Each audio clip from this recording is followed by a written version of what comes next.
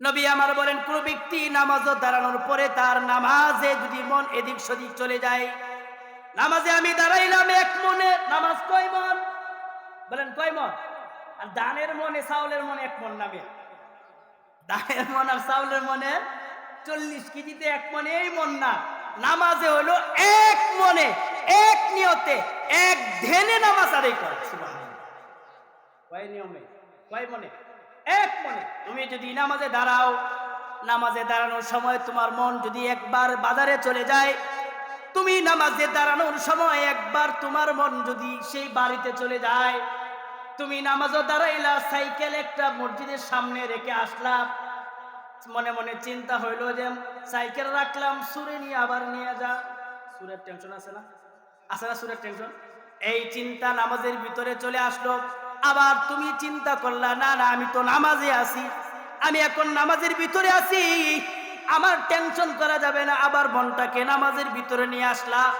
নবী আমার বলেন, এ উম্মত, যতবার তোমার মন চলে যাবে, আবার যতবার তুমি নিয়ে আসবা, প্রত্যেকটা মন নিয়ে আসার সময় কবুল নামাজের সওয়াব দিয়া দিবে। সুবহানাল্লাহ।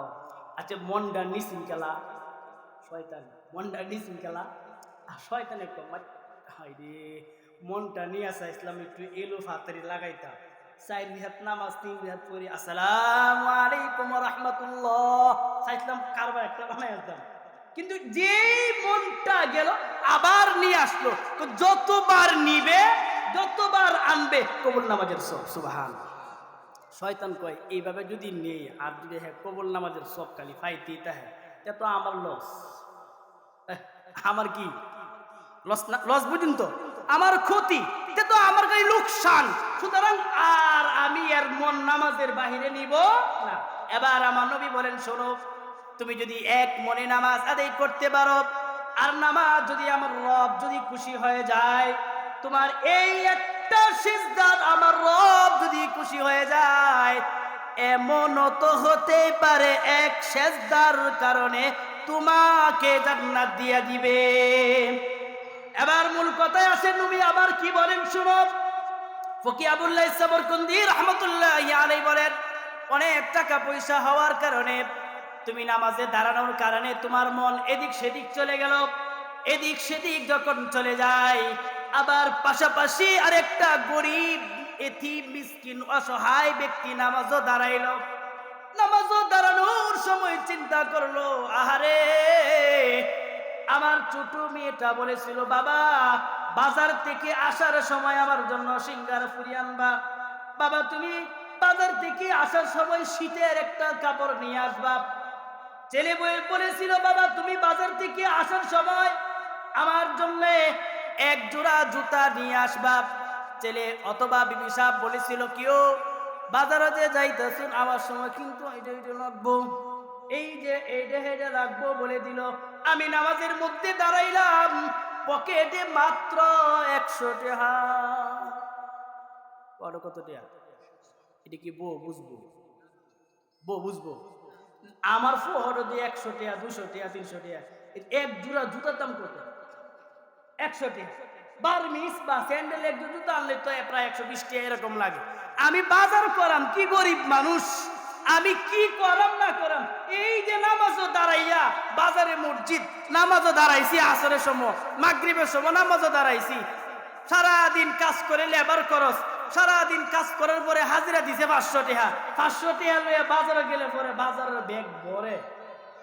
এখন একটু কাঁচা বাজারটা একটু কমছে, সব সবজির দাম এখন অবশ্যই ভরে, কিন্তু মাস 2 মাসের আগে ভরার কোনো, হ্যাঁ বলেন ভরা, আমাদের এলাকার কথা কইতেছি, আপনাদের আমরা কি খবর আমি জানি না, কিন্তু 500 টাকা লইয়া বাজারে গেলে পরে ভরার কোনো কাই কারবার।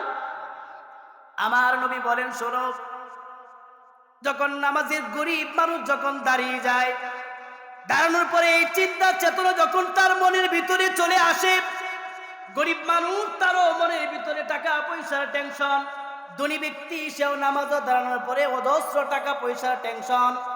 এ ধনী ব্যক্তি, তুমি তোমার এই টাকা পয়সা থেকে এই ব্যক্তি গরিব মানুষ, তাকে যাকাত আদায় করো। যদি করতে পারো, আমি রব্বুল আলামিন বলতেছি, বুঝাইতেছি, কেমন যেন উভয়ে নামাজে মনোযোগ চলে আসবে। এই জন্য আল্লাহ বলেন আকিমুস সালাহ ওয়া আতুজ যাকাত, নামাজ আদায় করো, টাকা হইছে যাকাত দাও। বিশ্বনবী জনাবে রাসূলুল্লাহ সাল্লাল্লাহু আলাইহি ওয়াসাল্লাম বলেন যাকাত হলো একটা দান। দান খায়রাত করা। কোনো ব্যক্তি যদি যাকাত আদায় করে, কোনো ব্যক্তি যদি যাকাত আদায় করে, তাহলে কি হবে? নবী আমার বলেন তার যে সহায় সম্পত্তি রয়েছে, যাকাত আদায় করলো, এটা পুত পবিত্র হয়ে গেল। যাকাত এর অর্থটা হলো পুত পবিত্র হওয়া। আর গরিব আর ধনী ব্যক্তি যখন পুত পবিত্র হয়ে গেল, বছর গড়ি যখন আমার 1000 টাকার মধ্যে এই পরিমাণ যাকাত হলো, লক্ষ টাকার মধ্যে 2500 টাকা যখন যাকাত হয়ে গেল, এটা যদি আমি দিয়ে দেই, আমি রব্বুল আলামিন বলতেছি তোমার পুরো টাকা পবিত্র হয়ে যায়। কারণ এই তোমার গরিব ধনী মানুষ, তোমার টাকার ভিতরে কার টাকা আছে? বলেন কার টাকা আছে? গরিবের হক রয়েছে। এখন আমরা তো এটা করতে পারি